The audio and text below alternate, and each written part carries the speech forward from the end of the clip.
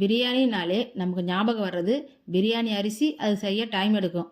ஆனால் இது ரெண்டுமே இல்லாத 30 நிமிஷத்தில் வீட்டு அரிசியில் பிரியாணி எப்படி செய்யலாம்னு நான் சொல்கிறேன்.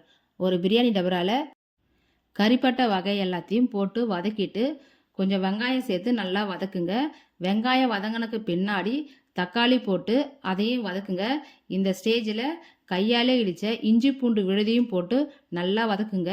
கொஞ்சம் வாசனைக்காக 2 பச்சை மிளகா சேர்த்து இதெல்லாம் நல்லா வதக்கினதுக்கு பின்னாடி சிக்கனை சேர்த்துக்குங்க. நம்ம தம்மே இல்லாத செய்யறதுனால சிக்கன் கொஞ்சம் நல்லா வதக்கணும். ஒரு 2 நிமிஷம் நல்லா வதக்கினா போதும். இந்த ஸ்டேஜில் நீங்கள் வச்சிருக்கிற புதினா ஒரு கைப்பிடி, கொத்தமல்லி ஒரு கைப்பிடி இதையும் போட்டு நல்லா வதக்கிட்டு தயிர் கொஞ்சம் சேர்த்துக்குங்க, உப்பும் சேர்த்துக்குங்க. இதெல்லாம் போட்டு இன்னும் 2 நிமிஷம் வதக்குங்க. இதெல்லாம் வதக்கி முடிஞ்சதுக்கப்புறம் 1 ஸ்பூன் தனி மிளகாத்தூள், 2 ஸ்பூன் மல்லித்தூள், இது உங்களுக்கு வேண்டான்னா வீட்டில் அரைச்ச மிளகாத்தூளும் சேர்த்துக்குங்க. டேஸ்ட் நல்லாவே இருக்கும்.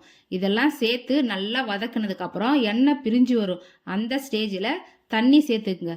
தண்ணி 1 கிளாஸ் அரிசிக்கு 2 கிளாஸ் தண்ணி. நான் வீட்டு அரிசிக்கான பார்த்து தான் நான் சொல்கிறேன். இதெல்லாம் சேர்த்து கொதிச்சு வரும். கொதிச்சு வந்ததுக்கப்புறம் தட்டு போட்டு மூடி ஒரு 5 நிமிஷம் வெந்ததுக்கப்புறம் திறந்தீங்கன்னா இந்த ஸ்டேஜில் ஒரு 1/2 லெமனை புழிஞ்சு விட்டு மறுபடி மூடிடுங்க. மூடி ஒரு 10 நிமிஷம் தான் திறந்து பார்த்தீங்கன்னா பிரியாணி சுட சுட சூப்பராக ரெடியாக இருக்கும். அவ்வளோதாங்க. வேணுன்னா நெய் மேலே கொஞ்சம் சேர்த்து செஞ்சுக்குங்க. சூப்பராக இருக்கும். நீங்கள் லஞ்சுக்கும் பிள்ளைங்களுக்கு கொடுத்தனுப்பலாம்.